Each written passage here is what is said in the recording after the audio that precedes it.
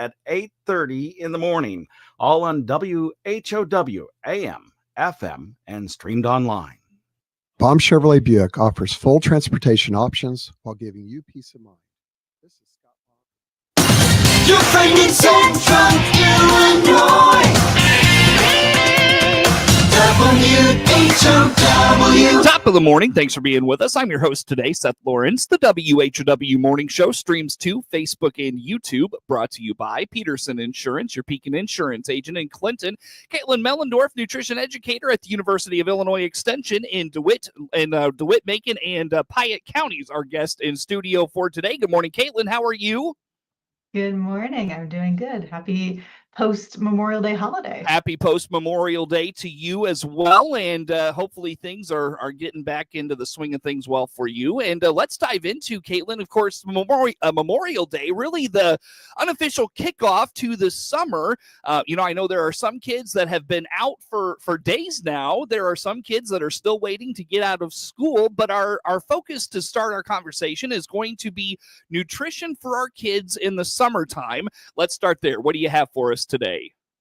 Yeah, so congratulations to all our graduates that are graduating this year. And yeah, for everyone that's finishing up school year, if you have been accessing school meals, school breakfast or school lunch, I thought this would be a good time of year to talk about the summer food service program that a lot of schools and communities will enact over the summer months to cover kids that normally were getting breakfast or lunch through school to still provide and kind of continue that access to food in the summer.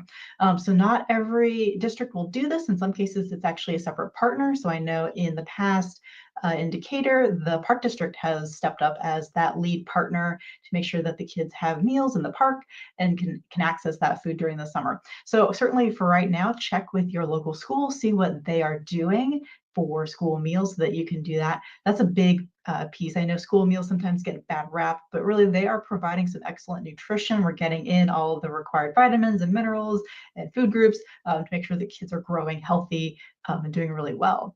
And then on the other side of things might be for families that maybe don't normally utilize school meals, but they are just going to have foods at home. So for kids that are maybe staying home over the summer months, maybe for a couple of days, or they're going to practice being on their own for a little bit, which is kind of exciting. For our parents and our guardians, let's give some ideas for how do we stock our kitchens? What do we do with food safety considerations, making sure that kids are being safe at home, not just with food and like foodborne illness, but also like using appliances and making sure that they don't start fires or do any accidental problems. So I want to offer having easy access foods depending on the age and abilities of the kids in your house. So if you have older kids, have them practice right now. Can they use a microwave safely? Can they use a stovetop and make themselves a grilled cheese or make themselves some eggs? Or are they younger and they might need to stick to non-cook foods? Maybe they're working with cereal and milk in the morning. Maybe they're working on some pre-made bars that are already provided, whether it's a homemade thing or something that's been purchased and they can open. Even with that though, too, depending on the skill level, make sure those kids can open their materials, right? So just like at school lunch, right? Can they open their bottles of juice? Can they open their sandwich, plastic sandwich packs? So make sure that those things are there. And then from a food safety perspective, talk to your kids about, washing hands before they sit down to meals, just like they would normally do, during dinner time, maybe when you're at home. Talk to them about putting foods away. So if they eat some of that cereal and milk, they are not leaving that carton of milk out on the counter. They've got to remember to put that back in the fridge. So different things like that to get them started for having a healthy summer and having access to food and getting some of that independence that they're going to be excited for. No question. So when it comes to like things to keep around the house, what are some good, whether it's finger foods, easy to warm up foods, what are some things, some ideas, Caitlin, for parents to, I think grilled cheese, those types of things. You mentioned throwing something in the microwave can be pretty self-explanatory, but what are some other things we can do for kids this summer to make sure they're eating well?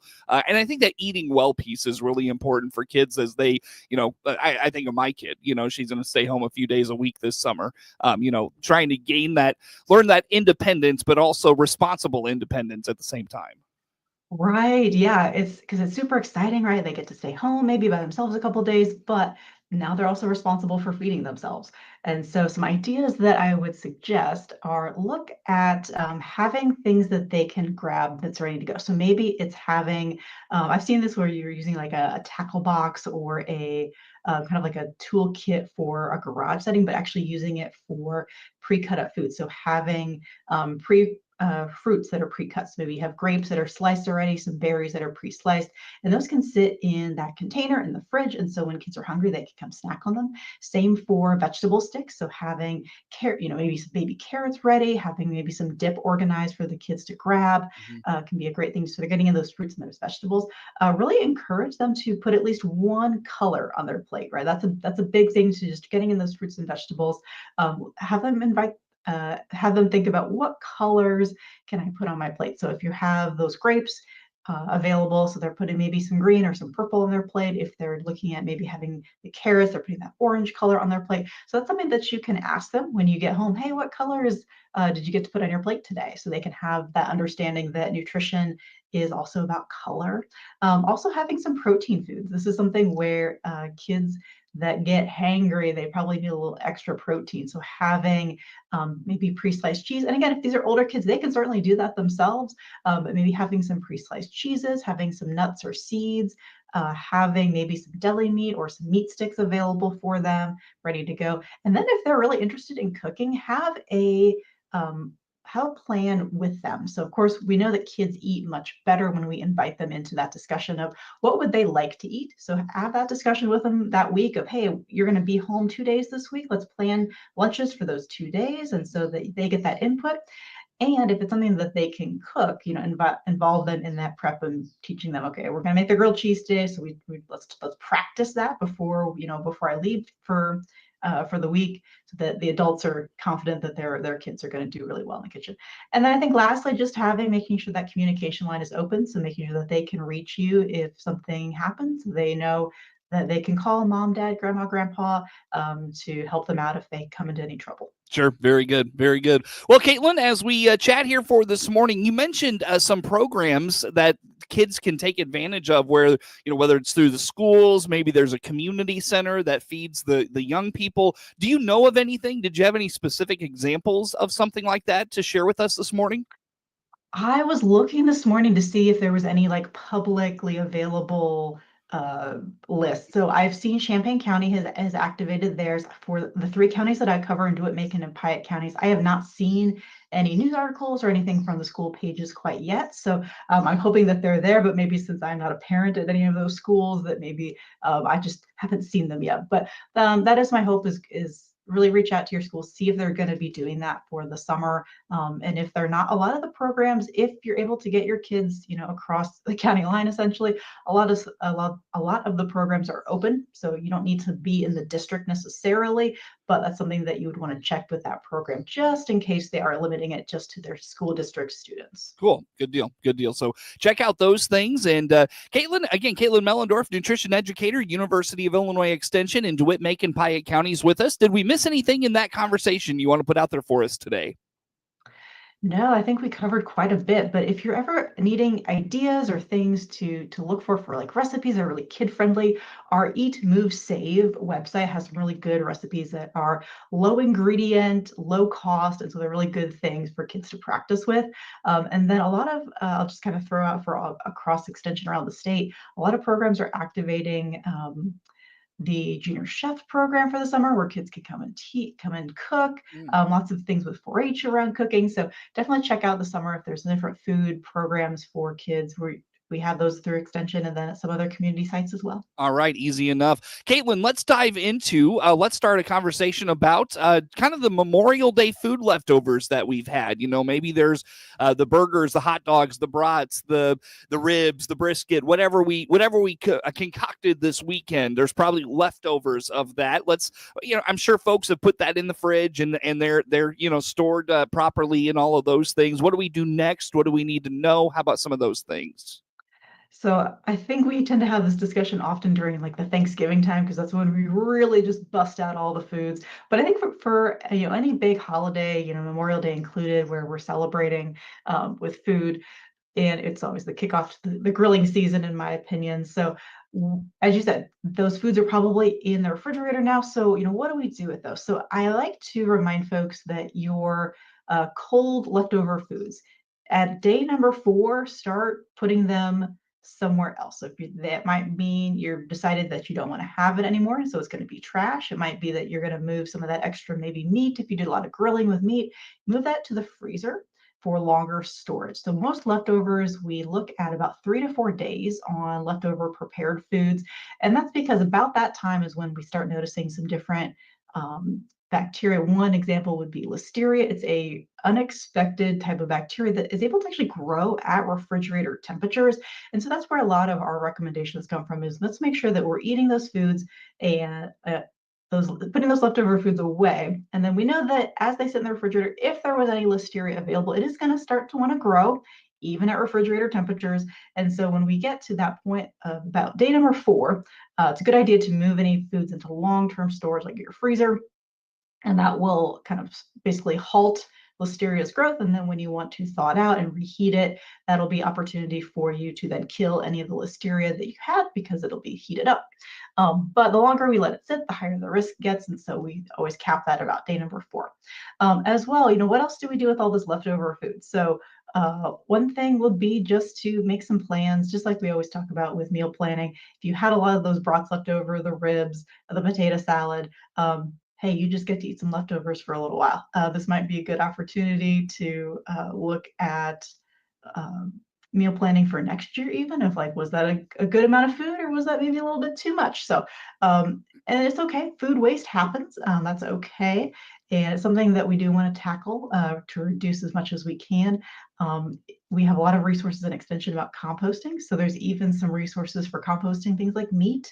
I am not the composting expert, but we do have some staff in our office that are great resources to kind of explain how to compost fruits and vegetables and leftover food scraps, and even something like meat. There's a specific type of composting there. So I'll leave that for a future Extension person to talk about. Sometimes I'll make food just for the leftovers. I mean, honestly, that's sometimes the fun of some of the stuff you make, is if you really like it, there's plenty to save. You know what I mean? And what I really enjoy about leftovers, especially when it comes to meat, meat is a food product that takes a while to cook, right? If you're doing something like ribs on the grill or a slow cooked roast, that takes time. And so it's nice to have all those leftovers, just as you said, so that I can put those in little containers in the freezer, and then I can pop them out in the next couple weeks, and I can go, I can put that Italian beef on a bun, and that was a quick dinner. Or I can pull those ribs out and add more barbecue sauce to it, and that's another quick dinner. So it's definitely a benefit to kind of overcooking on the meat, especially if you live by yourself or in a smaller household. If you've got the space to store it, definitely overcook, so to speak, and have those leftovers frozen and ready to go for a future meal. Italian beef and leftover pulled pork are two of my favorites. Those, Ooh. yeah, those just they just don't get old. You know what I mean? Like, it just, I don't know. It's just a gift that keeps on giving, I feel like. Yeah, any type of roast, it's a good crowd food, right? You can feed a lot, whether it's just for you in a small household, or whether it's for a big family celebration. Lots and lots of options. No doubt. Very good. Well, Caitlin, I look at the clock. Let's break here. In the meantime, where do folks go to learn about nutrition? We talked summer nutrition with kids. We talked, proper leftover storage and all that. Where do they find those things? Yeah, so our main website, extension.illinois.edu, will have all of your resources. And then if you want to find those Eat, Move, Save recipes, that you can just search in a web browser for Eat, Move, Save in Illinois, and it'll pop up our recipe website along with some other resources. Easy enough. Caitlin Mellendorf, nutrition educator, University of Illinois Extension, our guest on the Zoom. More to come with Caitlin on the morning show.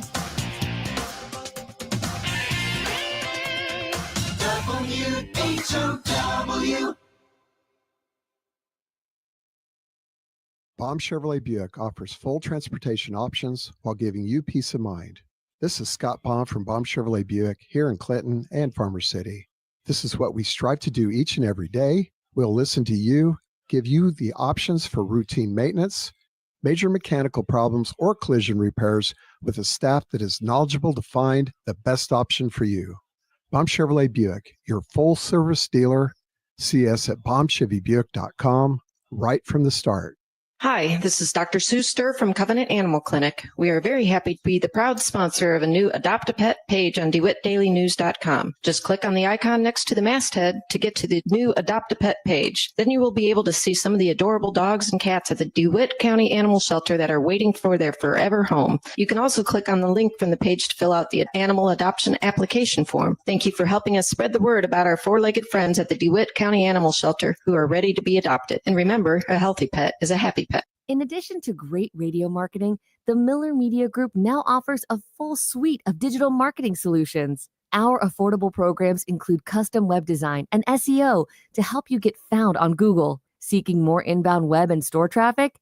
Our Facebook, YouTube, and geo-targeted marketing programs are all designed to make your cash register ring. To get started, call your Miller Media account manager or go to mmgdigitalnow.com. Miller Media Digital, where digital becomes local. DeWitt County's #1 source for local news is on the air and online 24 hours a day. The latest local news stories are heard every hour on Central Illinois' news station, the Big 1520 AM and 92.3 FM WHOW. Stream live at DeWittDailyNews.com. They're also heard every hour on the station that's your easy choice, 95.9 FM WEZC. And to read the latest local news on your electronic device, including tablets, iPhones, and smartphones, go to DeWittDailyNews.com. DeWitt County's #1 source for local news is on the air, online 24 hours a day. Your friend in Central Illinois, WHOW. Once again, a good morning. Thanks for being with us. I'm your host today, Seth Lawrence. The WHOW Morning Show streams to Facebook and YouTube, brought to you by Peterson Insurance, your Pekin Insurance agent in Clinton. My guest on the Zoom today, Caitlin Mellendorf, nutrition educator, University of Illinois Extension in DeWitt, Macon, and Piatt counties. And Caitlin, as we catch up here for this morning, we talk about meal planning for our kids and, summertime being here and some, things to leave for them to snack on and that sort of thing. Let's talk about maybe as we head to the grocery store and we think about that meal planning, or maybe we're going to the farmer's market on Saturday, wherever that may be. What are we going to find this time of the year that is in season, if you will, that's going to be just great, a great option for our meal planning? Yeah, so it is two big things right now. It is asparagus and strawberries. So these are the two crops in Illinois that we really have just, really just popping up everywhere. So if you have access to, a local farmer's market or grocery store that's sourcing maybe from a nearby farmer, those are two great things. And because berries are so popular, we're starting to see a lot of farms doing U-picks. So you can come to the farm, spend a day, or maybe not all day, maybe a couple hours, to pick those berries yourself. And a lot of those places will also do pre-picks, so you can call ahead and say, hey, I don't want to spend the time picking, but if I'll pay a little extra if you can pick those for me. So strawberries and asparagus are going right now. And then other colder weather kinds of crops. So we're looking at lettuces. So this is a great salad time of year, as well as radishes and turnips are in this. And depending on the farmer, if they're growing it, they might be doing things like cabbage or broccoli. So we get lots of vegetables finally, we're getting into that great summer season. So we're getting that transition. So things like, you think about the lettuces and strawberries, like a nice strawberry salad. So you can have that with maybe some walnuts or some chicken on top,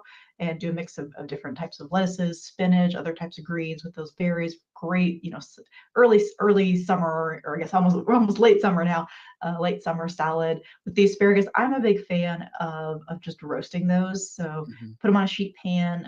If you've got a grill basket, you can certainly do them on the grill too. They take very little time. So, maybe 5 minutes, just enough to kind of warm them through and get them crispy, and then they're ready to go. We have a really nice recipe on that Eat, Move, Save website that I mentioned. It's got a Dijon dressing that you can use as a topping for that if you are looking for kind of a way to make it a little fancier. Gotcha. Very good. I notice as I go to the grocery store, strawberries, very, very inexpensive. It's almost a weekly sale of some kind on those. You can tell they're in season, and they're trying to make sure they don't go bad, because the price on them is to sell for sure. Yes, and that's a great thing too of looking at summer preserving. So that's classes that I'll have coming up actually starting next week. We'll talk about different types of preserving. So making jams and jellies with those strawberries, or freezing them, or I've got actually some strawberry leather for folks to sample in those classes coming up. So I kind of forgotten about those classes coming up when we started our interview, but next Tuesday, actually in the evening, I'm going to be first in our Clinton office, and then the following 2 Tuesdays I'll be in our Monticello and then Decatur offices starting at 6:30 for those classes, so people can get signed up for those. And then we're talking about all things preserving. So when you have those sales, just like you said, you can snag those up, freeze them, dry them, make jams and jellies, do other things, so that people can, your family can enjoy those long after May is over and those prices go back up. Sure, very good. What can we probably won't talk to you between now and say the end of June-ish, Caitlin. What's going to be coming up here the first middle part of June that we can look forward to maybe seeing come into season in the next few weeks? Oh yeah, so we'll see more of those like really early, maybe tomatoes, maybe bell peppers, so people can start thinking about salsa. I know one of our programs, we have some herb gardening. So if folks are thinking about doing herbs for the season, I know that's something that I want to trial. I have not been practiced, I guess, at doing herbs. So I'm looking forward to learning more about that. So doing herbs is a really great thing that you can do at home as well. So we're getting into those early summer crops. I know I'm already starting to see sweet corn in the stores, which is not quite the season right now for Illinois, but definitely enjoy those strawberries right now, asparagus if you can find it. Start growing herbs. I think that's a great thing to add some flavor to your dishes. Sounds good. Well, Caitlin, again, where do folks go? You mentioned a couple of classes coming up in the next week or two here. Where do folks find those offerings and all the things we've talked about here today? Yeah, so our local area in DeWitt, Macon, and Piatt counties, people can visit us at go.illinois.edu/DMP for DeWitt, Macon, Piatt. You can also find us on social media on Facebook and Instagram, and then check out our website for all those upcoming classes. Caitlin, it's always great to talk with you. You bring great stuff to the table, and we look forward to more conversation. Caitlin Mellendorf, nutrition educator, University of Illinois Extension in DeWitt, Macon, and Piatt counties. The morning show streams to Facebook and YouTube, brought to you by Peterson Insurance, your Pekin Insurance agent in Clinton. Network News is now. WHOW.